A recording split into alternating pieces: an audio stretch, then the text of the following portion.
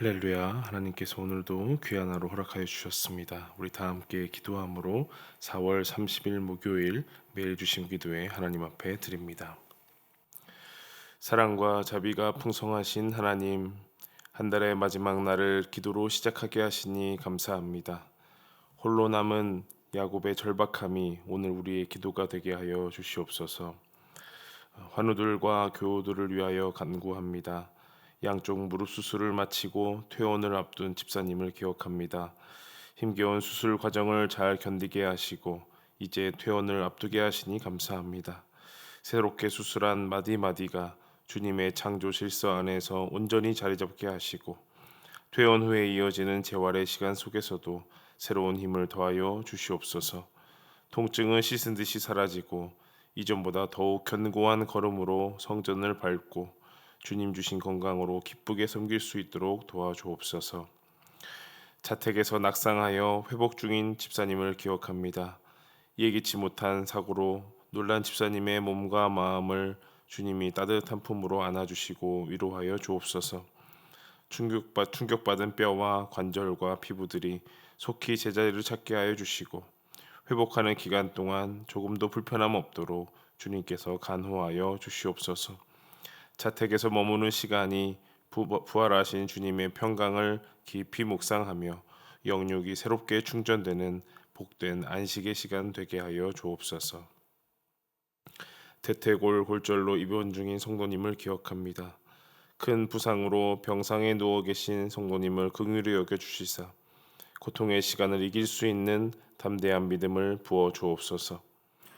부러진 뼈가 단단히 붙고 주변의 신경과 혈관들이 막힘없이 소통되어서 하루속히 일어나 걷는 기적을 베풀어 주옵소서. 병원 생활의 답답한 속에서도 여호와 라파 하나님을 깊이 만나게 하시고 성도님의 침상이 더 이상 눈물의 자리가 아닌 찬송과 감사의 자리가 되도록 인도하여 주옵소서. 교회의 사역들을 위하여 간구합니다. 원더풀 시니어 봄 나들이가 오늘 있습니다. 푸르름이 가득한 수목원으로 봄 나들이를 떠나는 원더풀 시니어 어르신들의 발걸음을 안전하게 지켜 주옵소서. 주님이 빚으신 아름다운 자연을 바라보면서 감성이 회복되게 해 주시고 함께 걷고 대화하는 시간 속에서 성도의 교제가 꽃피는 하루 되게 하옵소서. 오고 가는 길의 모든 안전과 날씨를 주관하여 주시고 참여하는 모든 분들이 창조주 하나님의 솜씨를 찬양하며 기쁨을 안고 돌아오게 하옵소서. 열방을 향한 주님의 마음을 품고 케냐와 말라위 단기 선교팀이 신청을 하고 이제 모이려 합니다.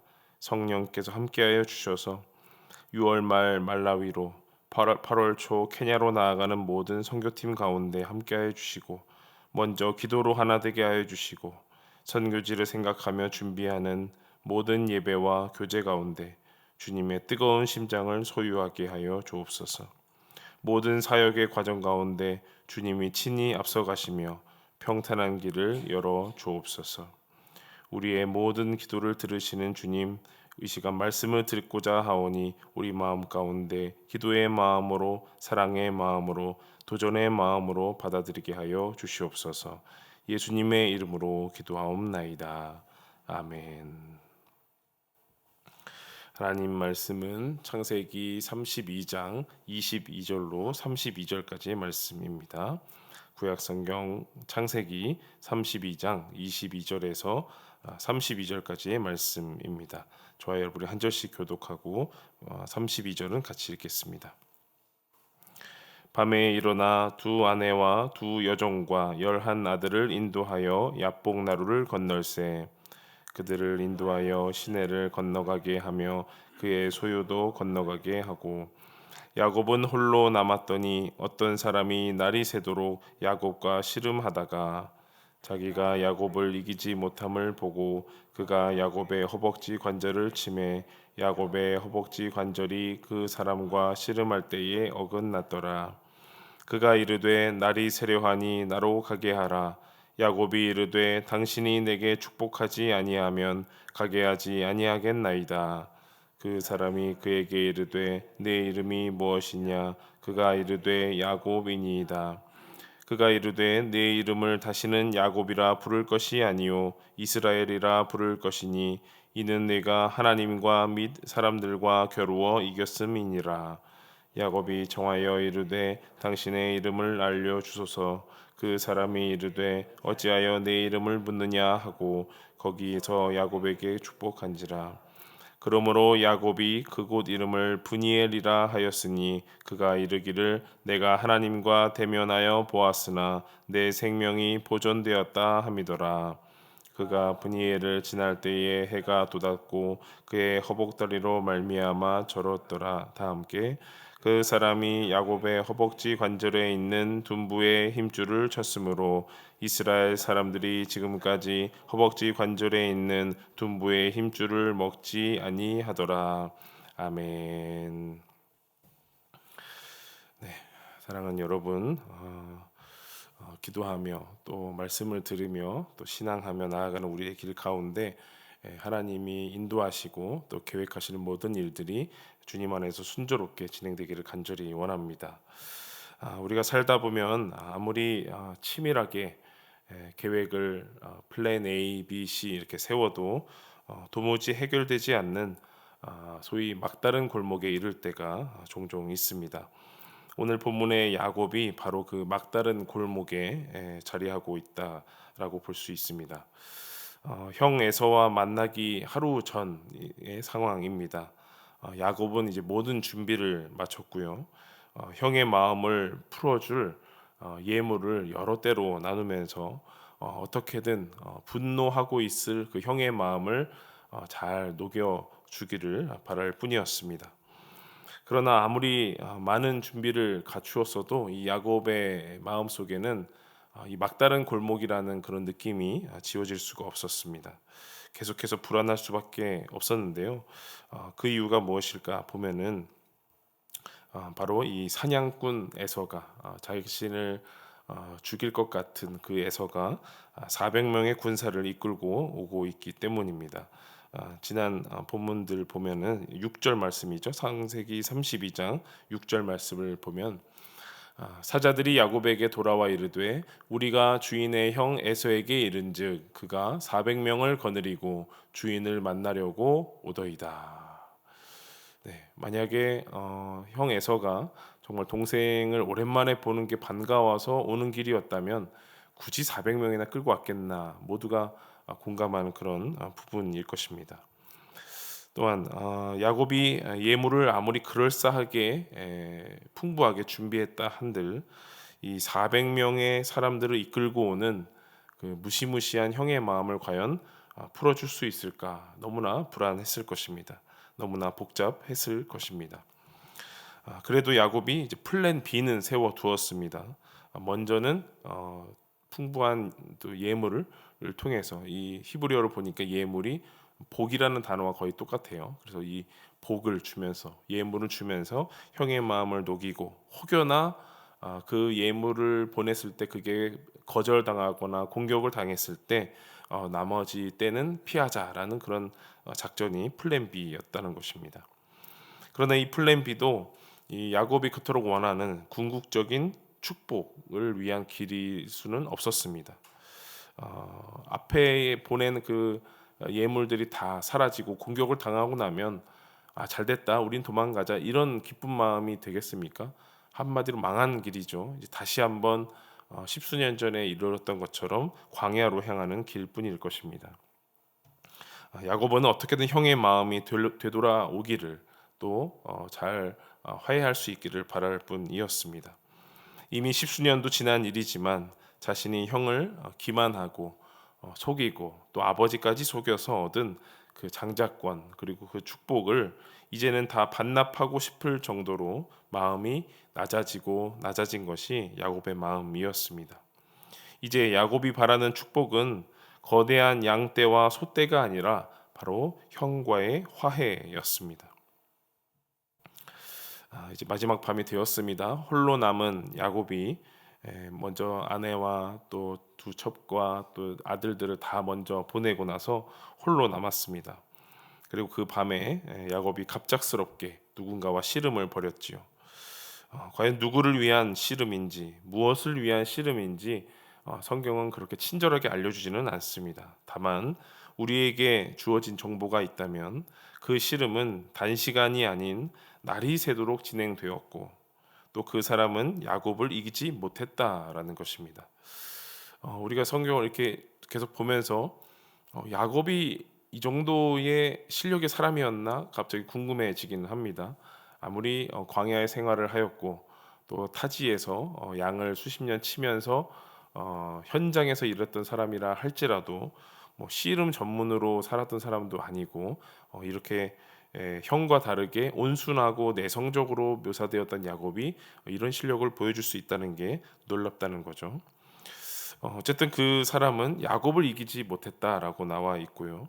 그래서 야곱의 허벅지 관절, 옛날 성경으로 보면 환도뼈라고 하는 그 관절을 치면서 반칙을 저지르고 씨름을 마무리 지으려 했습니다. 야곱은 이제 심각한 부상을 입었지요. 상처뿐인 그런 승리만 남았을 것인데 이긴 거에 만족하지 않고 그 사람을 붙들고 놓아주지 않으려 합니다. 오늘 처음 본 사람에게 그 처음 본 사람과 씨름을 하는 것도 참 우여곡절이 많을 것인데 그 마치 그 사람에게서 축복을 맡겨둔 양 얻어낼 것이 있는 것처럼 그 사람을 붙잡습니다. 치명적인 부상을 입었지만 도리어 그 사람을 붙잡고 이렇게 축복을 요구하는데요. 오늘 본문의 26절 말씀을 읽어보면 그가 이르되 날이 세려하니 나로 가게 하라. 야곱이 이르되 당신이 내게 축복하지 아니하면 가게 하지 아니하겠나이다. 야곱이 보기에 그 사람이 자신에게 축복할 만한 사람이라고 여겼던 것 같습니다. 또한 이제 자신 홀로 남은 자신이 이제 저 강만 건너면 어떤 일이 벌어질지 모르는 그런 불안한 마음 가운데 이 사람에게서 축복을 받아내야겠다라는 그런 간절한 마음이 보이게 됩니다. 돌아보면 야곱이 이 고향과 아버지의 집을 떠난 것도 바로 이 축복 때문이었죠. 그놈의 축복 때문에 그놈의 축복 때문에 야곱은 하루아침에 가족들과 생이별을 하였고 십수년 동안 집에 돌아가지 못했습니다. 팥죽 한 그릇 또 속임수 이런 것으로 장자권과 축복을 얻었지만 그 이후에 고생만 잔뜩 했던 야곱이 이제 다시 한번 고향 땅으로 돌아가는 길에 축복을 요구합니다. 야곱이 부상을 입으면서까지 이기고자 한 그 씨름은 무엇이었을까? 과연 누구를 위한 축복이었을까? 무엇을 위한 축복이었을까? 그의 씨름은 어떤 축복을 위한 것이었을까?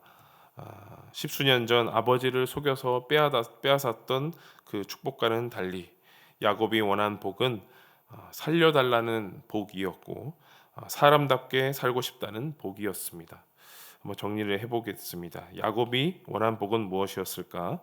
첫 번째로 가족을 지키기 위한 사랑의 축복을 원했습니다. 야곱이 원한 축복은 본인 혼자 살고자 했던 그런 복이 아니었습니다. 물론 예물을 때로 나누면서 이제 보내면서 자신의 또 안위를 도모하기는 했지만 뒤에 남겼던 가족들을 보게 됩니다. 이전까지는 속여 빼앗는 자, 자신의 이득을 위하여 살아가는 자 정도로 보였지만 야곱이 최후의 수까지 생각하면서 지키고 싶었던 것, 자신의 가족이었던 것이죠. 자신만 생각하고 고향을 떠났던 그 야곱이 이제는 소중한 사람들을 지키는 성숙한 사람으로 한 단계 성장하는 모습을 보여주게 됩니다. 두 번째가 더 중요한데요. 야곱이 원한 축복은 형과의 화해를 위한 평화의 축복이었습니다. 야곱을 잠 못 들게 한 근본적인 원인, 예물을 보내고 가족들을 다 보냈음에도 아직 발걸음을 떼지 못한 그 근본적인 원인은 이 형 에서와의 깨어진 관계 때문이었죠. 그것이 아니었다면 형과의 관계가 좋았다면 아마 제일 먼저 선봉으로 나아갔을 것입니다. 야곱이 원한 축복, 그 형과의 화해 때문에 그렇게 열심히 날이 새도록 씨름을 한 것이죠. 축복 때문에 원수가 되었습니다. 그래서 이제는 그 축복을 반납해서라도 형과 얼굴을 대면하여서 웃으며 보기를 원했던 것입니다. 화해를 위해서 그 평화의 축복을 받고 다시금 가족들과 함께 살았던 그 평화로운 때로 돌아가고 싶어 하는 것이죠. 창세기를 처음부터 끝까지 쭉 이렇게 한 흐름으로 읽어보면 하나님의 은혜가 이 화해의 물줄기를 타고 흐르는 것을 우리 알 수가 있습니다. 믿음의 조상 아브라함을 보면 여러 이야기들이 있지만 아들 이삭과 갈등이 있었습니다. 번제로 바치려는 그 자리까지 가기까지 얼마나 많은 내적 갈등 그리고 아들과의 갈등이 있었겠습니까? 결국 여호와 이레의 은혜로 아들과 화해하고 하나님과 화해하는 모습을 볼 수가 있고요. 또한 이삭을 보면 이방 부족들과 우물을 두고 여러 번 다투게 됩니다. 그리고 결국 양보를 하기도 하면서 또 화해를 하면서 결국 넓은 르호보 땅을 얻게 되지요. 이제 야곱은 자신의 이 허벅지 관절이 부러지는 그 희생을 치르면서도 형과 화해하려는 그 문턱에 있는 것입니다. 우리도 모두 살아가면서 화해의 축복이 필요합니다. 하나님과의 관계의 화해가 필요하고 또 사람과의 관계에서도 화해의 복이 필요합니다. 어제의 삶 또 오늘의 삶을 돌아보면서 어제의 삶을 돌아보고 오늘의 삶을 기대하면서 나를 어렵게 하는 것은 무엇일까? 나를 깨어지게 하는 것은 무엇일까? 돌아보면 일이 나를 어렵게 하는가? 또 재물이 나를 어렵게 하는가? 여러 돌아볼 수 있지만 필시 나를 어렵게 하는 것은 이 관계의 문제가 적지 않은 비중이 있을 것이다 생각이 듭니다. 한번 깨어진 관계는 사람을 잠 못 자게 하고 소위 피를 마르게 하지요. 그리고 그 사람을 바라볼 때마다 트라우마처럼 지난 상황들이 생각나게 됩니다. 관계가 회복되는 것, 화해의 은혜는 두려움의 자리를 안심의 자리로 바꾸어 놓습니다. 관계가 회복되는 것은 그 사람의 얼굴을 다시 보는 것을 넘어서서 내 마음을 안심하게 하고 그리고 우리를 다시 사람답게 살게 하는 그런 은혜를 주는 것이죠. 자, 씨름 끝에 야곱이 이제 새로운 이름을 얻습니다. 이스라엘이라는 이름을 얻고 훗날 그의 민족의 이름이 되는 귀한 은혜를 얻게 되는 거죠. 그 뜻을 간단히 보면 하나님과 겨루어 이겼다라고 되어 있습니다. 하나님과 사실 인간이 겨룬다는 것 자체가 말이 안 되는 것이죠. 얼굴만 봐도 죽는 거다라고 성경은 자주 이야기를 하는데 하나님과 겨루었다 이해되지가 않습니다. 게다가 하나님을 이겼다 어불성설인 것이죠. 다만 이것을 보면 하나님과 겨루어서 이길 정도로 또 하나님이 그래 너 이겼다 네가 나랑 싸웠는데 네가 이겼다 네가 이겼어라고 말하는 그런 뜻이겠고 또 그만큼 야곱이 하나님께 간절히 매달렸다 날이 새도록 간절히 매달렸다라는 뜻으로 보면 될 것 같습니다. 이스라엘이 된 이제 야곱 그러나 부상을 입은 야곱 그가 평생 자기 힘이 아니라 하나님의 지팡이를 의지하고 하나님만 의지하고 살아가게 되는 귀한 사건이 오늘의 말씀이 되는 것이죠. 이제 이스라엘로 이름이 바뀐 이제 야곱은 부러진 다리를 절뚝거리면서 해가 뜨는 브니엘을 향해서 걸어갑니다. 어떤 삶이 펼쳐질지는 아직 모르지만 이제 그는 더 이상 불안해하지 않고 안심하는 모습으로 나아갈 수가 있습니다. 우리가 내일 말씀에도 보겠지만 하나님과 화해를 하고 씨름을 했잖아요. 이제 화해를 한 것이죠. 이제는 남은 것은 형과 화해하는 장면이 이제 올 것입니다. 오늘 우리도 이 씨름을 단시간 내에 끝내려 하지 말고 날이 새도록 우리의 평생토록 이 씨름을 계속하면 좋겠습니다. 내 자존심이 꺾이고 혹은 내 뼈와 마디가 어긋나는 그런 아픔이 있을지라도 화해와 또 평화의 복을 얻기까지 주님 붙들고 기도하며 나아가는 저와 여러분 되면 참 좋겠습니다. 특별히 바라기는 우리 가운데 깨어진 관계가 있다면 하나님과 씨름하듯이 붙잡고 기도하며 하나님 그 깨어진 것을 다시 붙여달라고 어긋났던 것을 다시 맞춰달라고 기도하며 나아가는 또 오늘 아침 또 오늘 하루 되기를 간절히 소망합니다.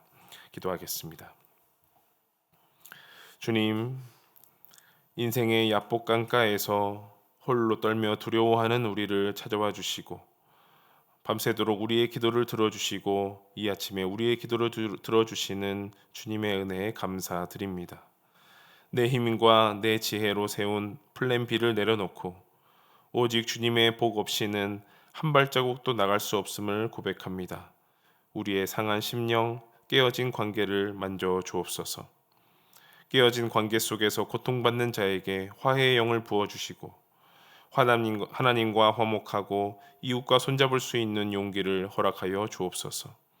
오늘 하루 우리 삶의 모든 어긋난 마디마디가 주님의 은총으로 맞추어지게 하시고 해돋는 분이엘의 아침을 맞이하는 기쁨을 더하여 주옵소서. 예수님의 이름으로 간절히 기도하옵나이다. 아멘. 계속해서 기도하며 나아가시겠습니다.